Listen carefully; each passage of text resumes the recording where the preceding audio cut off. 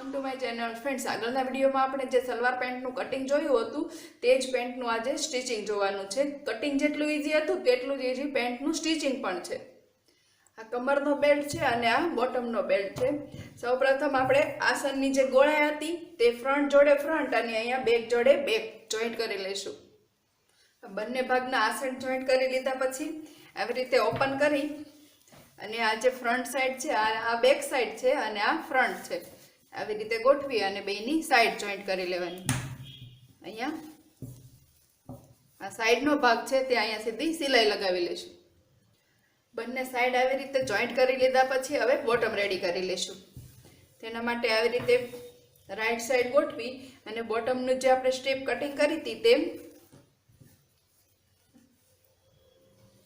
અહીંયાથી આવી રીતે રાખી અને અહીંયા 1.5 ઇંચની સિલાઈ લગાવી લઈશું. સલવાર પેન્ટની જ્યારે લંબાઈ કટિંગ કરી ત્યારે આપણે ઉપર અને નીચે 1.5 ઇંચ માઇનસ કર્યું હતું, પણ આ 1.5 ઇંચની સિલાઈ લગાવી લીધા પછી આ ગેપ 2 ઇંચનો થશે, એટલે આપણે 2 ઇંચનું ઇલાસ્ટિક લગાવવાનું છે, એટલે 2 ઇંચ ગેપ છોડવાનો છે. હવે આ સ્ટ્રીપ લગાવી લીધા પછી અહીંયા ઉપરથી 1.5 ઇંચ ફોલ્ડ કરતું જવાનું અને આ જે સિલાઈવાળો ભાગ છે તે અંદર લઈ અને ઉપર ધારી મશીન લગાવતું જવાનું. આવી રીતે બંને બોટમ રેડી કરી લેવાના છે. અહીંયા બોટમમાં આ 2 સિલાઈ લગાવવાની છે, એક મેં અહીંયા લગાવી છે અને એક અહીંયા લગાવી છે. બોટમમાં જ રબરની ઉપર જે આપણે સિલાઈ લગાવીએ તે નથી લગાવવાની, એટલે આ ડબલ સિલાઈ લગાવવાથી અહીંયા રબર ફિક્સ થઈ જશે અને ક્રીજ વ્યવસ્થિત બનશે. હવે બોટમમાં ઇલાસ્ટિક લગાવવા માટે તેનું માપ આવી રીતે લેવાનું છે.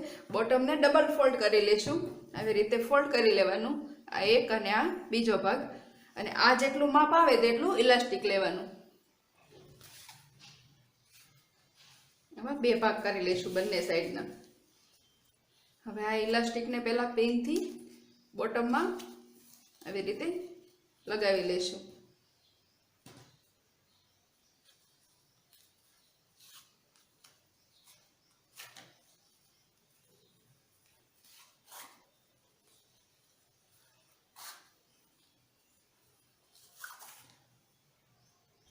બોટમમાં આવી રીતે ઇલાસ્ટિક લગાવી અને સામે આવી રીતે 2-3 વખત ખેંચી લેવાનું, જેનાથી શું થશે, આ ક્રીઝ છે તે પૂરામાં ઇક્વલ આવી જશે, આવી રીતે વ્યવસ્થિત થઈ જશે. બોટમ રેડી થઈ ગયા પછી આ સેન્ટરની સિલાઈ લગાવીશું, કમર પછી રેડી કરીશું.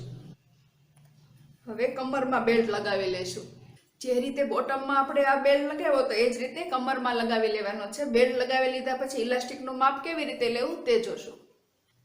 હવે કોઈ પણ સાઈઝની કમર હોય અને રાઉન્ડમાં ઇલાસ્ટિક નાખવાનું હોય તો કોઈ પણ સાઈઝ હોય, જે કમરની સાઈઝ હોય તેમાંથી 5 થી 5.5 ઇંચ ઓછું કરી અને ઇલાસ્ટિક લઈ લેવાનું. અને અહીંયા મેં આ જે આટલું ઓપન રાખ્યું છે ત્યાંથી ઇલાસ્ટિક અંદર લગાવી અને પાછળથી ખેંચતું જવાનું અને સેન્ટરમાં સિલાઈ લગાવતું જવાનું. કમરમાં જ્યારે ઇલાસ્ટિક લગાવો તેના પહેલાં આવી રીતે સામે રાખી અને બંને સાઈડ માર્કિંગ કરી લેવાનું. માર્કિંગ કરવાથી શું થશે, તમે જ્યારે આની અંદર ઇલાસ્ટિક લગાવો ત્યારે અંદર આંટી ન આવે, આંટી આવે તો તમને તરત ખ્યાલ આવે. અંદર આવી રીતે ઇલાસ્ટિક લગાવી લીધા પછી આ બંને માર્કિંગ સામે ચેક કરી અને પછી અહીંયા જોઈન્ટની સિલાઈ લગાવી લેવાની. કમરના રબરને પણ આવી રીતે 3-4 વખત રાઉન્ડમાં ખેંચી લેવાનું, જેથી ઇક્વલ ક્રીજ બની જાય.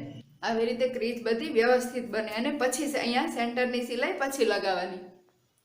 હવે આ પેન્ટ બનીને રેડી થઈ ગયું છે. રેડી થયા પછી આવો લુક આવે છે. તો ફ્રેન્ડ્સ, તમને આ વિડીયો સ્ટિચિંગનો વિડીયો પસંદ આવ્યો હોય તો લાઇક, શેર અને સબસ્ક્રાઈબ કરવાનું ભૂલતા નહીં. આવા નવા વિડીયો સાથે ફરી મળીશું. Thank you.